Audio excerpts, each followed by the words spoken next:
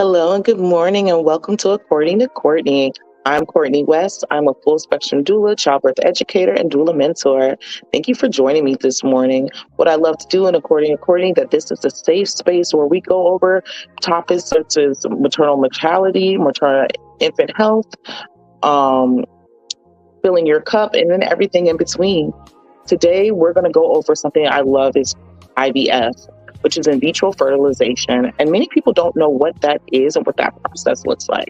So in vitro fertilization is when the eggs are removed from the body and fertilized outside the body and then placed back in. This helps when people have issues with infertility.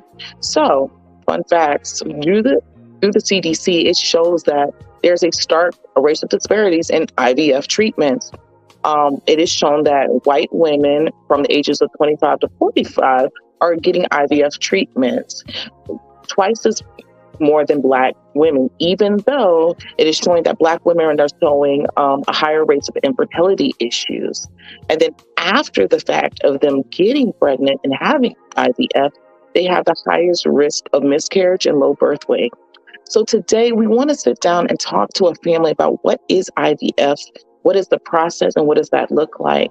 So today I have two beautiful guests that I've known for a very long time, Lisa and T, who are going to come on and share their experience with us today. Hello. Good Good morning. morning. Good Good morning, morning. Lisa. Good morning, T. So good to have you guys in the space. So thank you for being here with me this morning. Thank you for having us.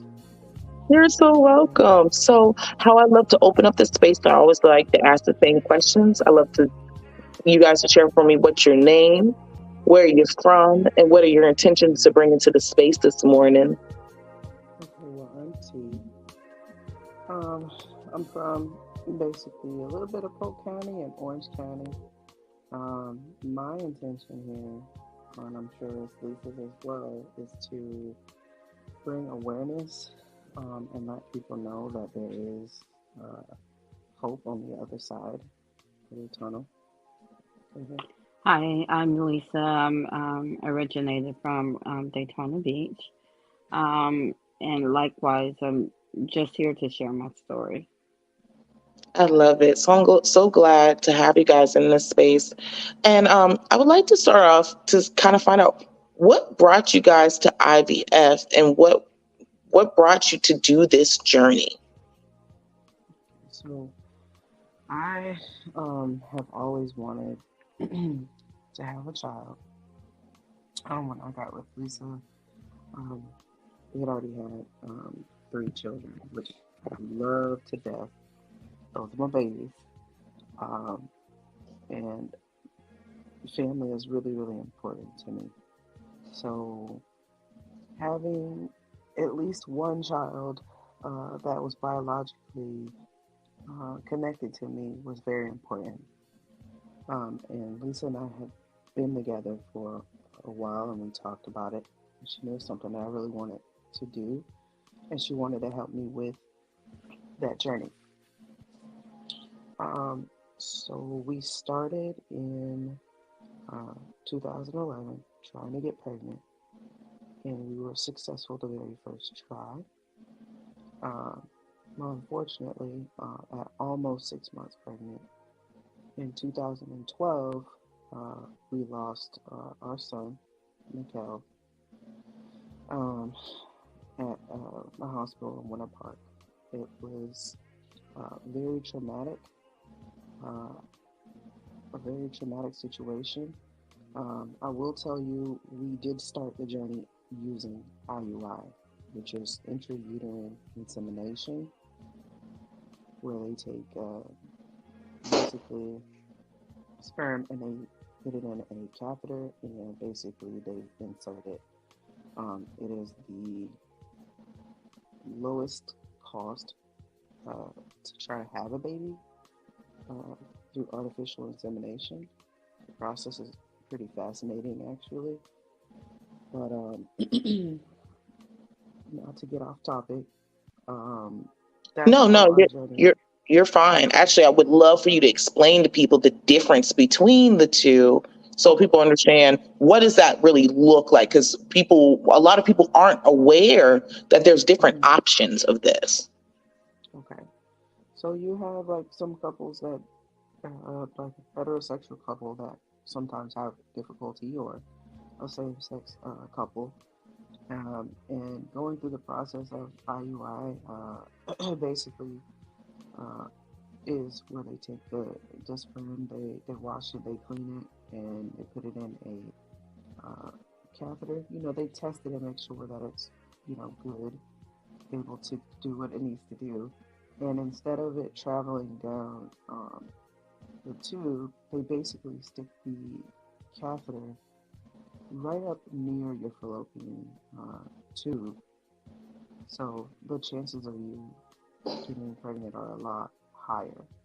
Okay. Um, Also, with the help of medication to help stimulate your ovaries, it just makes it a lot like a lot easier of a target to try to get pregnant. So that sounds like that's a lot to put your body through. So you're having to take medications, you're having to watch cycles. That sounds like that can be quite daunting. It can, it can Again, be.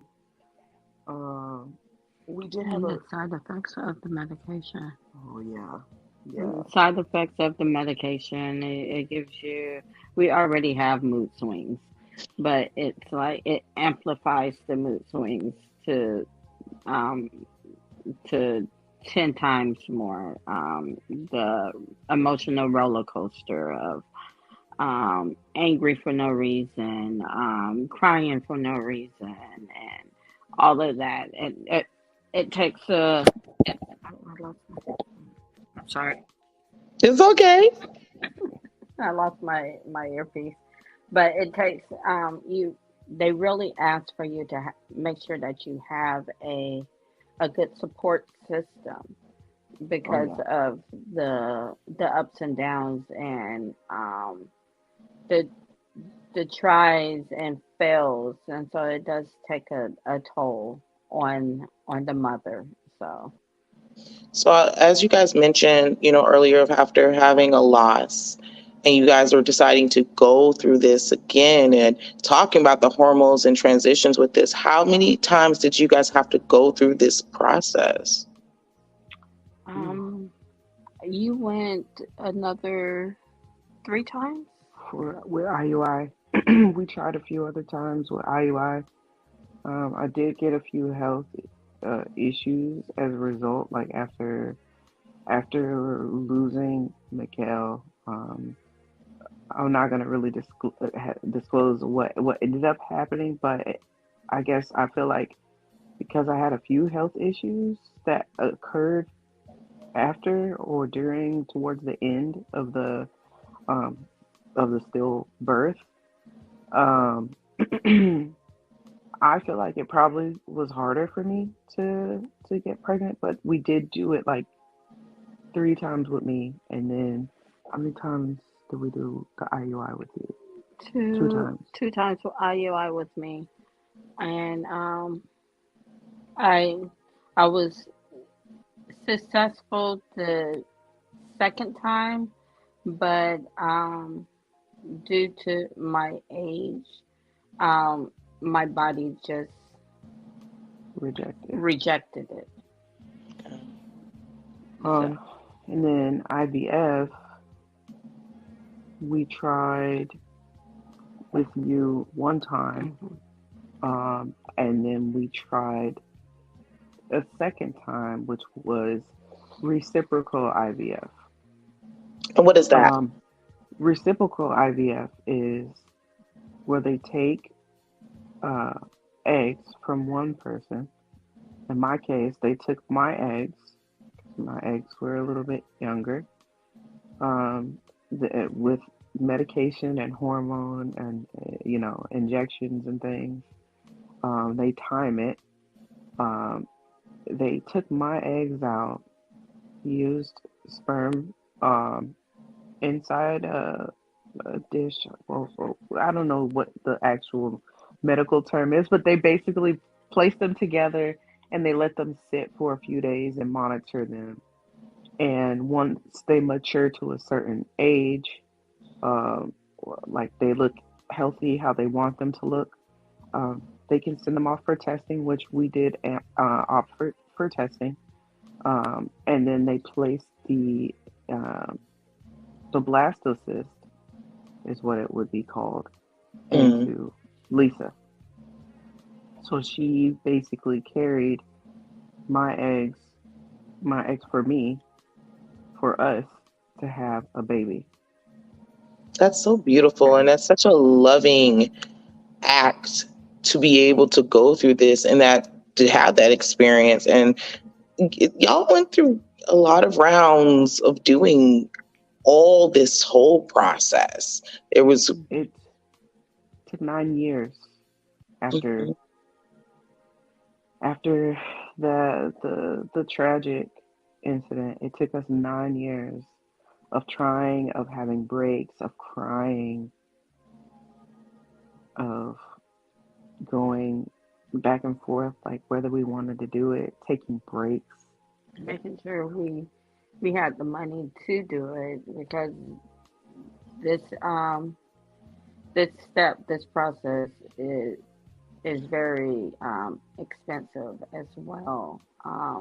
I Can know you with share that with us? Because people don't understand what this really cost and what this really looks like with great insurance, no insurance, anything. Like, can you give people like an understanding of what type of investment this process is financially? Because you have touched on with us how much this is emotionally. Well, a procedure like the way we did it, so like for medications and everything, that's roughly, this is just an estimate because it all depends on anyone's insurance, but roughly 5 grand for just medications. Um, depending on if you're using your husband's sperm or donor sperm, that could be very costly. So, donor sperm could probably run between 1,000 to, I'd say, 1,500, depending, on the low end. On the very low end, you could probably get like some, like, what they say, quality for like maybe 700, Okay. but it varies. Hmm. And then, um, essentially, my spouse was my surrogate, right? So that in itself, um, is roughly about $33,000, um, to Wow. do something like that. mhm, Um, we were fortunate enough, through my employer, that there were, like a program that kind of like helped cut some of the costs down. So it wasn't super astronomical. I also kind of timed it with like my insurance as far as like, okay, had I already met some of my deductibles, as mhm. far as, I knew that we knew that this is what we wanted to do. Towards the end of the year, before we really started our journey, of doing the process, just getting the medication, we did that through our insurance. At the end of the year, we started ordering, um, some things that we knew that our clinic told us to go ahead and start ordering. So, Mhm. but all in all, I mean, 5 grand for medication, So That's a lot right there, just for 5 grand for just the meds to get your body ready for it. Not talking about extraction, not talking about doing the whole other process. That's a Mhm. lot of time. It seems like it has to be a lot of planning to yeah, do this. oh yeah, yeah. Eh, It could be, an emotional roller coaster.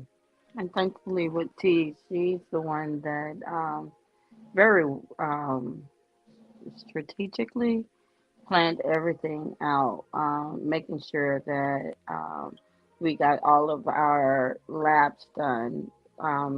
I touched briefly on with my age. They had to retest me, make sure my hormones were okay. I had to go to a specialist to make sure my heart was okay, and all of that. I'm thankful for our clinic that we went through here, because they were really on top of it. They listened to our concerns and encouraged us, and so forth and so on like that. So I'm really thankful for our clinic that we have here. The clinic that we went to the first time, it was not so. They really didn't listen to our concerns. Wouldn't you say? Yeah.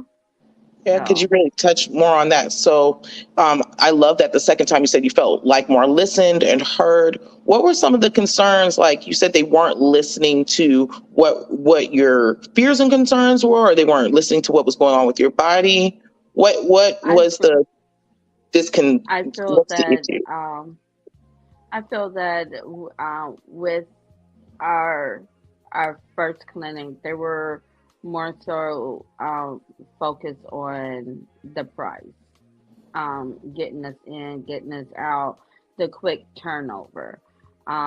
With our second clinic, they were they were more, it's okay, you can do it, we're here for you. It's okay that you want to take a break. Please take your break. You want to make sure that you're mentally prepared, you're physically prepared. It was not more so, um, okay, you wasn't successful. Come on, let's go again. It wasn't that. They gave us our time to process. That was all shout out to, can we say names? Hmm. Can we say the name of our You can clinic? say whatever you want to. Okay. Absolutely. I was So about to say, so please give them their to be, so credits. we went to Brown Fertility, and not for nothing. It was mostly we connected with someone with Brown Fertility. It was Inez. She was amazing. Okay. Inez was always there with a smile when you checked in. I don't know if we would have kept going if some days I called up to the office and talked to Inez. Like, there were times where, yes, I would call my friends, but somebody at the clinic who saw us all the time, you know, connecting with Hmm. someone like that really made me want to keep trying. And hearing her say, get it out, vent, cry, it's okay. You know, if you need to take a break, it's okay. Like, everything's gonna be okay. And even if you decide that you don't want to do it at all, that's okay too. If you feel Hmm. like you're done, and just having that listening ear, like, I feel like Inez need her flowers. As a matter of fact, I need to go buy Inez some flowers because she is a very strong individual. Like, I'm sure she goes through that a lot and hears people vent, but she has so much compassion, Hmm. and you can tell she really cares, and she really roots for people to actually be successful. Brown Fertility is where we went, um, and we did our procedure in Jacksonville. So it was a lot of driving from Orlando to Jacksonville. Um, but I don't know if some people believe in numbers, but like, we would get off of exit 333. And when we would go to the clinic, right next to the clinic, it was church 1111. And I'm like, something good is going to happen because I keep seeing these numbers. And something good did happen. Hmm. Um, I'm going to give a disclaimer to people who are looking to have their eggs harvested. I'm going to say harvested. Um, when you're doing IVF, they do, when they take out your eggs, it can be a little painful. I had a cousin of ours. We had a cousin of ours that went through the same process, and they were like, "Why did y'all not tell us that it was kind of painful to do that part?" And I was like, "Cause I didn't want to scare you." But it's nothing to be afraid about. They do give medication. Um, it is a procedure where you may want to probably stay the day in Jacksonville if you can, like get a room or stay wherever. or Yeah, stay stay, where. stay wherever your clinic is at. Oh Mm-hmm. yeah, wherever You you want are. you definitely when the procedure of let's back up a little bit because when they are harvesting the getting ready to harvest the eggs, they're going to give you a medication to help your body to produce more eggs. Hmm. Mm-hmm. All right. So you that's one thing that happens, and when your body produce more eggs, you will have like a heavy Heavy feeling. feeling. Oh yeah. I remember you It's telling me about how heavy you felt during that yeah, process. it's like it's like when you're thinking that your cycle is about to start and you feel that bloating, and that's Mm-hmm. what you feel. And then they monitor you because they don't want you to produce too many eggs. What is it Okay. called? Hyper. Yeah. Um. What's it Oh called? my goodness. Overstimulation, like hyperstimulation. Okay. That Right. makes sense. So once they your body produces as much eggs as it possibly can. They monitor you to see how big the follicles grow. Once they get to a certain size, then they harvest them. With our clinic, we like she said, we had to travel to Jacksonville to harvest the eggs. Um, and that process alone can be a little taunting, a little difficult, especially when your your uterus sits high, and then they have to manipulate to try to get the eggs out. So Just- with me, I wind up getting a bruise because they had to press down on my stomach so hard.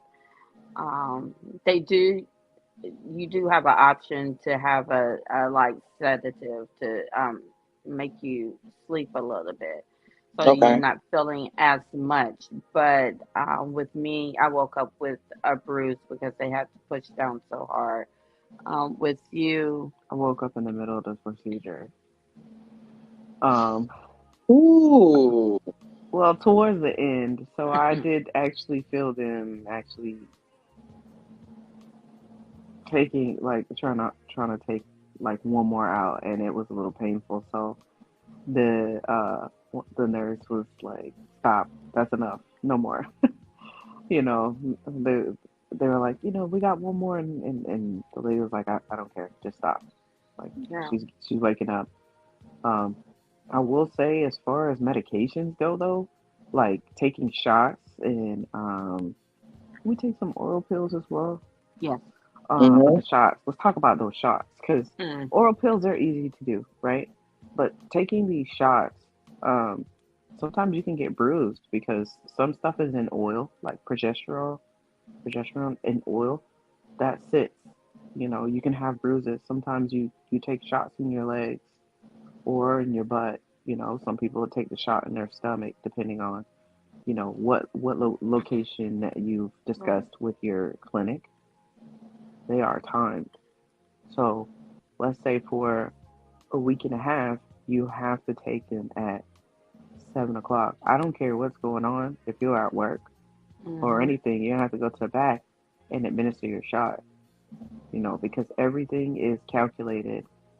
Um, because there's somebody else monitoring and hmm, basically producing for your body or creating an environment to which you're trying to get pregnant. So it could be stressful. There's a lot of steps. You just want to make sure that you do everything. It could be also exciting, thinking about the possibility of, you know, being successful at the end. But I just want people to know, like, when you are going through this journey, everything is literally a timed Yes. thing. Everything is timed. And that's a Um, lot to take on and to realize that, because I'm just listening to you guys. And again, we've been friends and family for a very long time, but I never realized how much it really is taking. I know you guys were driving back and forth and doing everything, but time shots, medication, it's painful to get them out. It's like it's a whole journey just to get to getting pregnant Hmm. hmm is a whole journey of itself. And, yeah, Yes. you know, and it's beautiful to find out, you guys had to do rounds and rounds and rounds of different things, both procedures to finally get it. And so, at the end of all of this and the transfer and everything, you were successful in getting pregnant. yes, Yes. yes. So when did you find out you were pregnant, and what was that like? That after all of this of 9 years of hard work, all this money, this driving, changing clinics, everything else to get a positive pregnancy test. What was that? What did that feel like? It was I to me I felt so accomplished. I was happy. I was relieved. Um they say when I went back to have the eggs placed in me because like T said we had our eggs tested, genetic tested. So with that genetic testing that they did, did let us know what sex the blastocyst, hmm what sex the blastocyst was. So when we went back to um, have the eggs placed in, we opted to put two eggs in, one girl, one boy. And they said the clinic was like, you would know immediately if it was successful or not. And I didn't believe them. They said you would feel cramping, and that day I did feel cramping, but I was like, nah, it was just because of the procedure. That no, it's not it. No, it's not it. And so they was like, just take Tylenol. And I took Tylenol, but the cramping didn't go away. Yeah. And so I was like, okay, I'm not saying anything. I'm just gonna keep it to myself. And she was like, "Are you okay?" I'm like, "Yeah, I'm fine. I'm fine. You sure you're okay?" "Yeah, I'm fine. I'm fine." Then she kept pestering me. A week later, you can take the test. I was Take that like, test. I'm not taking the test until they tell me, because they tell you a specific date to take it. Okay. So, like, take it early. And I was like, I'm not taking it. No, I'm not taking it. And she kept pestering me. Take the test, take the test, take the test. I'm like, I am not taking the test. And so I started to get irritated. And in the back of my head, I'm like, okay, yeah, I'm positive. I'm positive. I know, because this woman is getting on my last nerve. And so I think I came home from work, right? I came hmm home from work, and she was like, "What are you doing?" And I said, "Don't worry about it." She's taking that test. And I took the test, and I set the test on the counter, and I walked away. And she was like, "What is it? What does it say?" I said, "I don't know. Why don't you go in there and find out?" And then, They said that we were pregnant. That was in Yay. March of 2021. We confirmed a positive pregnancy test. Um, we were so happy. Uh, we just started calling everybody. We were FaceTiming and video chatting and showing like the pregnant, the because it was digital, it said pregnant. So, uh, we we told the doctor's office and we went to we went to do The the ultrasound. ultrasound to confirm The the pregnancy. pregnancy. And we saw this little tiny little bean, little tiny something like a little something, a little heartbeat beating and a little squirmage, and I was like, oh my gosh, like it's really real. It's really real. Yes. It's We so the other beautiful. yeah the other one did not make it, so we knew that we definitely had one, which we were okay with. Mm-hmm. Um, we're very happy with the one. Trust me when I tell you, he's So he's a I love that. So we usually take at this time like a break where we do the video of the week, because when we come back I really want to get into what that pregnancy was like, and we talk about the one. He is the one. okay, Like, okay. Awesome stuff, ladies. All right. Today, the Blast Artist Spotlight. This is my guy, Daniel McGuinness. He's all the way in the UK, and this is called When the Lights Go Down. Let's check it out.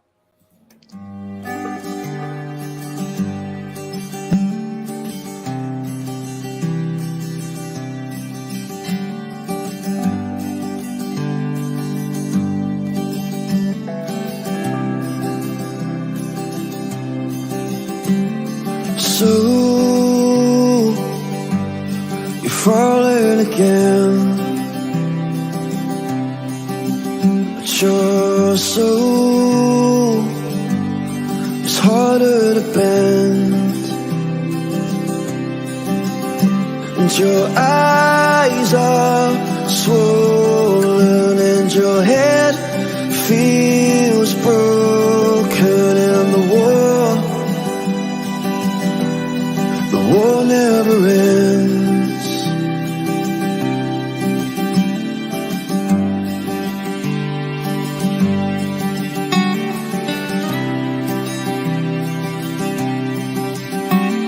It's true, the time heals the pain, but the scars will always remain. Close your eyes, I'll be there. Run my hands through your hair, and the noise will fade in the gray.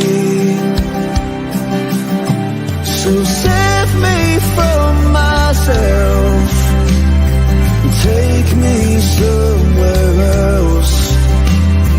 Say you'll be here now when the lights go down again.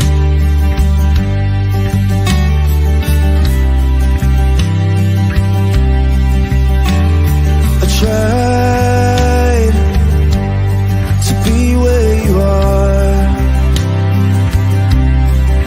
I don't know if I'll make it that far, but I'll hold out my hand in this sinking quicksand, 'cause you know I'm here till the end. So save me from myself and take me somewhere else. Say you'll be here now when the lights go down again. Feels like I'm spiraling, but I know you'll get me through. My body is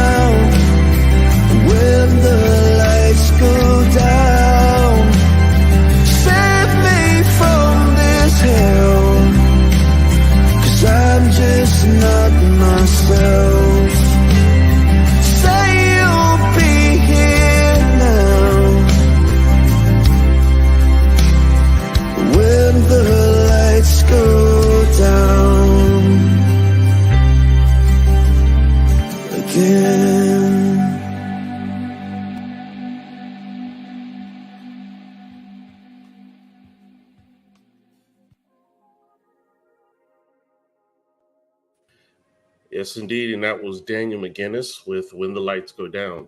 And if you are an independent artist, spoken word poet, or even up and coming comedian that's looking for some exposure, you can go to blastmusic247.com and register for free. But Blast is not just looking for the artists, we're looking for the fans. So if you love great music, you can go to blastmusic247.com and also have access to hundreds and hundreds of free independent music. Blast, changing the industry one artist at a time. All right, Courtney, back to you. Thank you so much. So over here, what I always love is that they know that for over here, baby making music pays the bills. So keep going to Blast, get this music, so you can keep making these babies, and I can keep paying these bills. So we're back with Lisa and T, and we're talking about their IVF journey. So now we've gone through the whole process. You finally got a positive test. So what does IVF pregnancy look like? Yeah. Uh-huh. Beautiful. Let's get into this. I remember this vividly, so I would love to hear from your perspective. What Here you was go. IVF Give me one pregnancy second. like? For the most part, like every pregnancy is different. Like was mentioned earlier, we already had three beautiful children, and we wanted one more. So each pregnancy was different. With this pregnancy, um, it I it was it was tough. It really was tough. Thinking back on it, um, I couldn't keep anything down. Um, Everything I ate came back up. From that, from having to be admitted into the hospital for IV fluids because I was uh, Dehydrated. dehydrated. Um, to what else I had? All of it. Um, Yeah. All all of of it, it. definitely. Yeah, All like of you would it. think that she would just have morning sickness for one semester. It was no, it was constant. She lost she lost a lot of weight. The baby was Mhm. very healthy, Yeah, he you was know. healthy. It was kind of like a Twilight situation. Baby healthy, mommy looking like That's exactly what it was like. yeah, like Exactly. he You was hit. crunching. He was Yeah, crunching on you. Okay, he was taking everything. he definitely was. Um, but um, it was really beautiful to see her pregnant. Um, she still had a glow, you know. It was awesome to see him like moving around in her belly and being able to read books to him and play music for him while she was pregnant. You Mm-hmm. know, um, was amazing. Every doctor's appointment, getting to see like him progress in the like with the ultrasounds. Yeah, We had a lot of ultrasounds yeah, because she did have a complicated pregnancy as well. yeah. I had placenta previa. Mm-hmm. And what that is the the core part of the placenta when the fetus attached to me, the core part, the main source for where all the nutrients, all the blood, and everything um, can for the baby to receive it was directly over my cervix. Mm-hmm. And so with that, I had bleeding um, for my first trimester and part of my second trimester. I had bleeding, so I was put on bed rest, and they monitored it, and um, they said that the placenta was moving as the fetus grows. It's a possibility that the placenta would move, and through the ultrasound, it showed that it moved. When while I was in the middle of my second trimester. And so um, it I went from being on complete bed rest to partial bed rest. And then from there, I had to go to high risk doctors as well because I was considered as a geriatric pregnancy because She's older. I'm older. So um, any mother that is over the age of I think 35. 35. 35, 35. 35, Considered they're considered geriatric. considered geriatric. So everybody out there, just because I'm not old. They We're not uh saying you're old, but by the terms of birth, they call it a geriatric birth. So to give, because we're not Right. showing the pearls of age, but for viewers' sake, what is the age difference from your third child to Legend?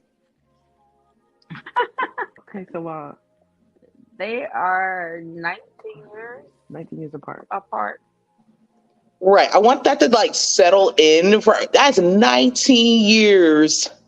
Yes. That's love. When I say that is love, love, 19 Yeah. years of you got a grown person. Your youngest is Yes. grown. And we are starting all over again. And you've done this, three times prior. And each pregnancy comes with its difficulties, comes with its challenges. But when you get to Yes. four after 19 years, that's Yes. a lot to handle. And you went through a lot, especially. So how did you feel having to be on complete bed rest and then you were so sick and everything else? Do you feel like that was just part of the IVF process and what you signed up for, or were you kind of taken back by that process? Um, I felt that basically I didn't think it was because it was IVF versus natural pregnancy. I just felt that this is how the cookie crumbled. Um, with um the the third child, I had minor complications. I had to wear a heart monitor because my I kept getting irregular heart beats. So I had to wear a heart monitor. So with this pregnancy here, it was just like, well, okay, it's just how it just came out to be. More Mhm. doctor's visits. More doctor visits. It became to the point like we was in the doctor's office so much that they became family. Yes, and Yes, to this day they still where's my baby? yeah, they asked I for him. love it. Yeah. And our doctor's office is women's care, and they Mhm. are absolutely phenomenal. Mhm. Phenomenal. Yeah. Love that that office. Um, well, there's a lot of there's a handful of doctors, and we know majority of them. Yes. Um, To the point where um they ask by name, and that's something coming from a little medical background. When that's something that's special to me when they know by name. Even to this day, if we walk into that office, they was like, if I come in, they were like, "Where's T? oh yeah, there's no Lisa Where? without T. There's Right? no T Where's without T? Lisa. Why isn't T with you? Yeah, Where's my baby? yeah, You better not come without my baby." yeah. And that's that means something, especially in this time that we're in now, where the doctors are overworked, the medical staff is overworked and underappreciated. The patients are feeling like they're just a number. So coming in and actually being like, it was to a point where I was calling the doctor And I started crying because I was like, I know I don't want to be that patient. And they're like, it's okay, be that patient. Be Hmm. that one that's just calling because you're scared. Be that patient. And we're here to help you. And Yeah. that's something that I I really cherish a lot because it made me feel more comfortable. Um, when I was early in my pregnancy, I was like, look, I'm having difficulties walking. I shouldn't be short of breath. I'm not even that far along. And they just reassured me, hey, one, you're growing a whole nother human. And Hmm. you're Two, older. you are older, so these are things that you're going to experience, but it's okay. We're here. We're here with you. You can get through it. And so we were very fortunate with that aspect, to the point where the ultrasound tech was like very invested with everything. Then, so like I said, they were with us every step of the way.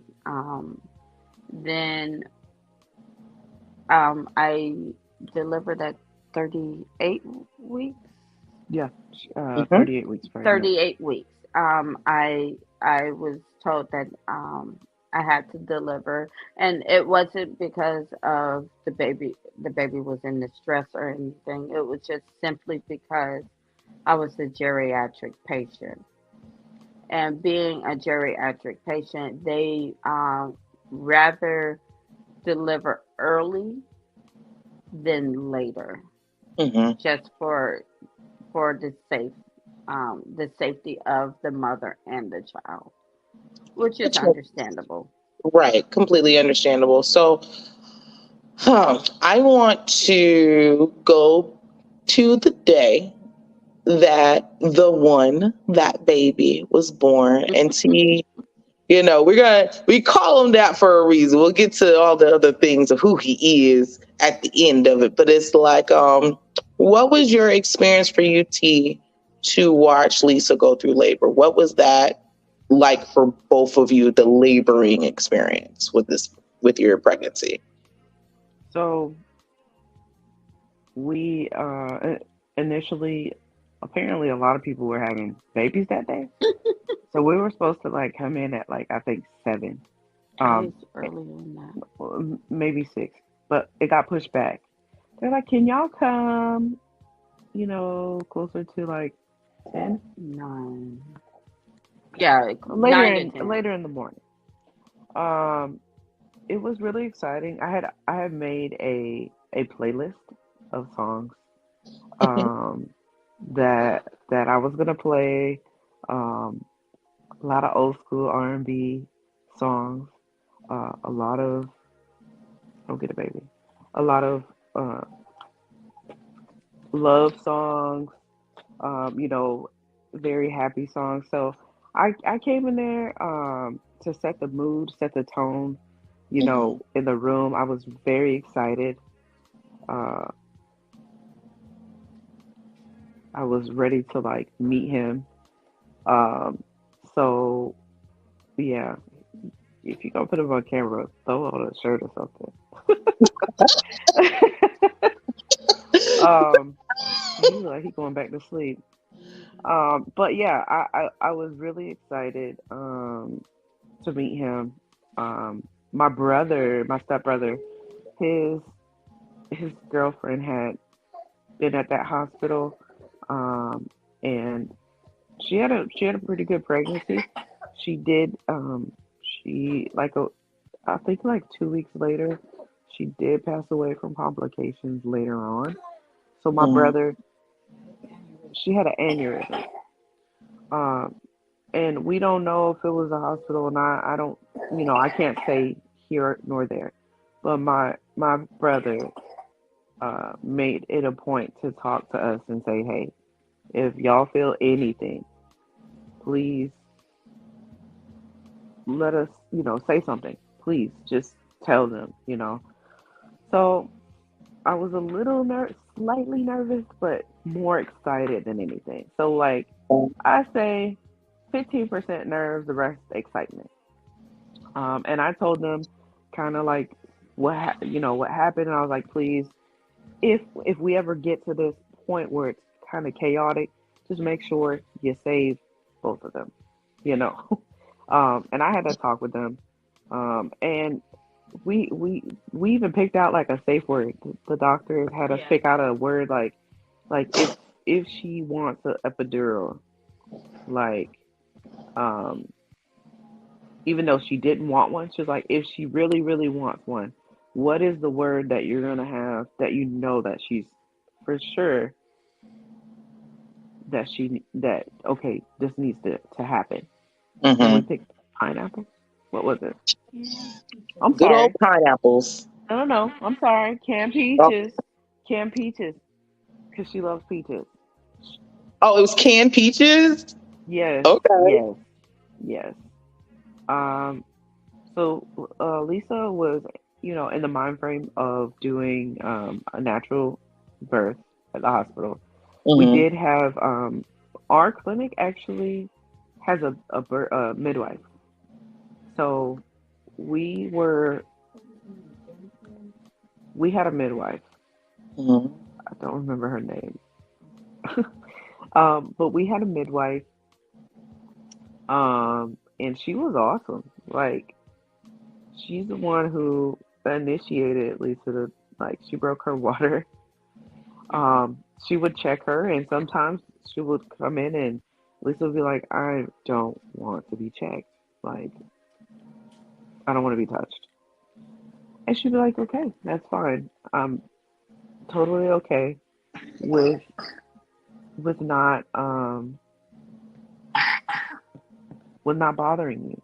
You know, I'm just checking it." She would just come in and see how she was doing. Like, she wasn't always there to like check on her, like Hmm. Not to there. physically check her, but to Yeah, just yeah, yeah. But just to mentally check on check her her in. mentally. Yeah, Right. yeah, Emotional state, which is beautiful and really important. So yeah. I know we see like this little arm here, this little juice arm, which is so cute. So I know it's like his timing is always perfect. So I love it.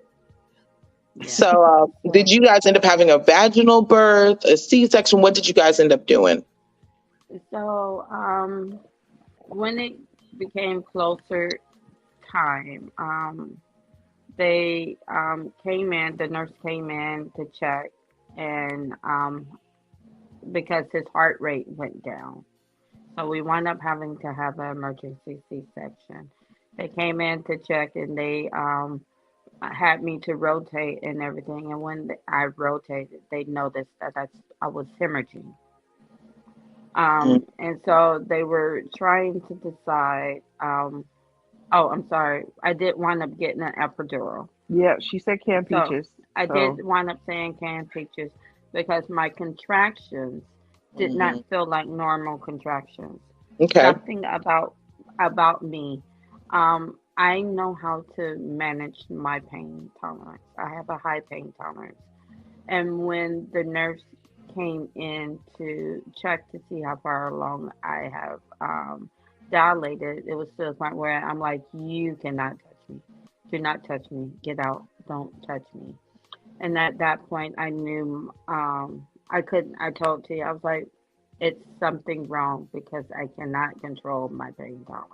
hmm Um, I need an epidural.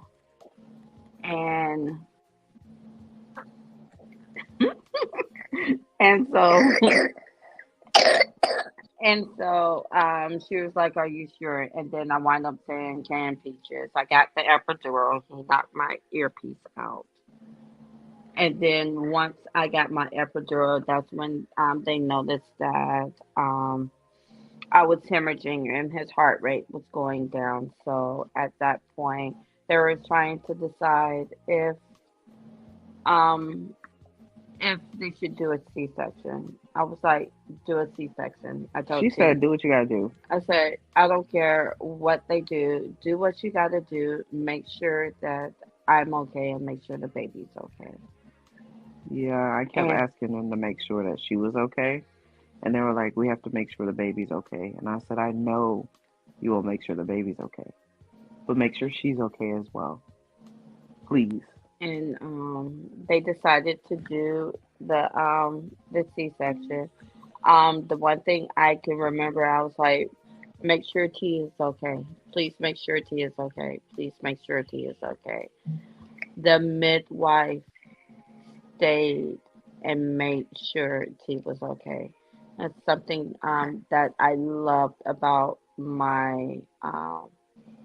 my staff at the hospital was that it wasn't just me that they were concerned about. They were concerned about T as well. They were concerned about us. Yeah. They were concerned about all of us, and so that was um, kudos to them. I love Um, it. my doctor was um, came in. I was so out of it. I just gotten the epidural, and my doctor was like, "Okay, this is going to happen. We're going to go in. We're going to do this." And I was like, "Hold up, wait a minute, stop. Can you repeat that?" I wasn't listening. And I remember him laughing at me. He was like, "Okay, let's slow down. This is what's going to happen." And so he explained it to me everything that was going to happen. And all I could remember is, "Where's T?" I kept asking, "Where's T? We can't do it without T. Where's T?" I got onto the operating table. All I remember is the nurse saying, "Can you feel this?" And I said, "A little." Yes. Here you go. And then next thing I know was, "Can you feel this?" I said, "Nope." And the doctor said, "Here he is." And I was out. I was out. I was gone. I was asleep for the rest of the duration. I love Um, and then after that, when I woke up, I looked over at T and I said, "Why is he all over there?" Because I think he was in the bassinet or Yes. something. I was like, "What's wrong with him?" And she said he was perfectly fine. Yes. And I said, "Well, can I hold him?" And the nurse told me no. Okay. So while she was asleep, I had walked in right after they had already taken him out, and they were just like, "Congratulations, here's your baby." Um, and I took pictures of him. I saw them put like, they do that stamp with their foot. it. Hmm. I took pictures of that, and I started asking like, "What's going on with Lisa?" Because I'm pretty squeamish around blood, but not that day. I wasn't squeamish that day. Um, I was concerned with because I didn't know like they could put you to sleep.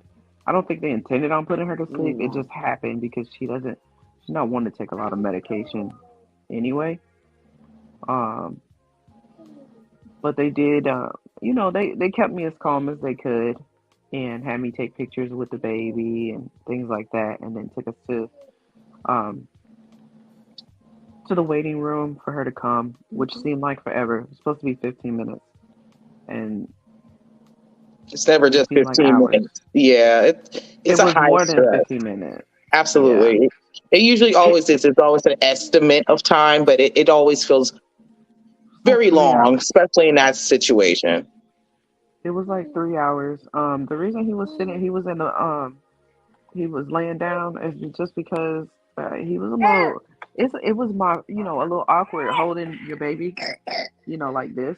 If you've never held a baby like that Yeah. for a very long time, so I was like, my arm need a break. But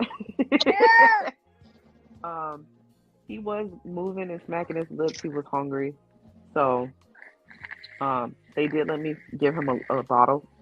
I didn't want to do that, but she was still out of it. She was still in they were still helping her recover. Yeah. Um, but all in all, after that, after she did get brought down, the doctor spoke with us. They said that her placenta had shredded. I don't know if she still had placenta previa, and they thought that's what we think is there was a possibility that it still hadn't moved all the way because she had the bleeding when they moved her. They tried to put one of those things on his head to monitor his head, and blood came out. So Hmm.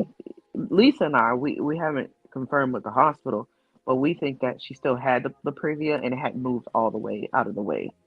Um, but they said that even though the placenta was shredded, um, everything went very well. Um, the day he was born, the time changed. So what was supposed to be like maybe 2 hours was 3 hours. Hmm. Um, but after that, I finally could sleep. I couldn't sleep, until I knew that they were okay.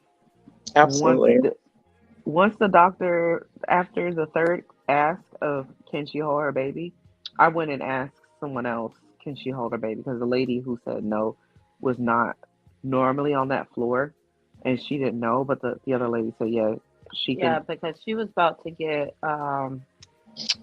yeah.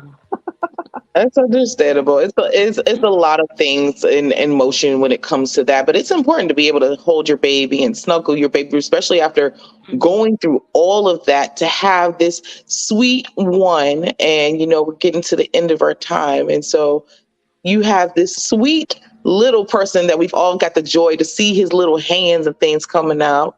You know, After the process, what is something you would really want to leave with? Um, with the viewers about this whole experience? What is a piece of advice you would give them? It's okay to take breaks if you need to. You know, it's definitely necessary for your mental. Um, but if you still want to try, there is hope at the other side. You can have your rainbow baby. Hmm. Mm, Definitely. I'm. And um, you know your body. Mhm. Make sure you advocate for yourself. And if you don't know how to advocate, have somebody in your corner that can advocate for you. Um, Absolutely. Like you, Courtney, yes, definitely like you. because Make you are a sure, great advocate. make sure you have a doula. Make sure you have your support because it's very important. I know throughout our Yeah. pregnancy, I bounced off questions and what We ifs with bothered you, you, Courtney.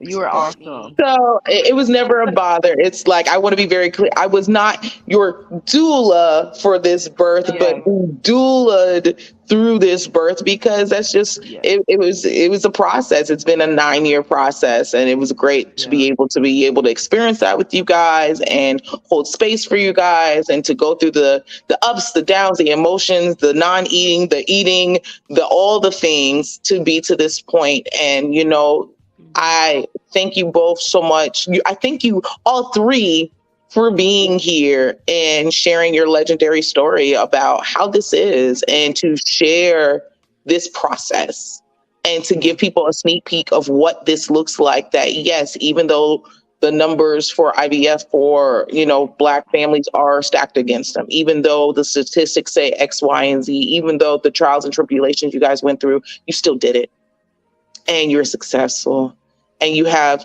a handsome, amazing child to show from it. So we are thankful for you guys, and thank you for, yeah, we are thank you for all of you guys, and just thank you guys for being here. So I enjoy having you guys on space with us, and just thank you for being thank a part you. of According to Courtney Thank today. you. Thank you, Thank Courtney, and you. thank you for being a great support system to us as well. Yeah. Always. I love what I do, and I love that I can support the families that I have, and it just, helps our families grow more. So I thank you guys, and I thank you viewers for, and, checking in with us at According to Courtney. Until next week, you guys take care. Bye bye. Bye. Bye, guys.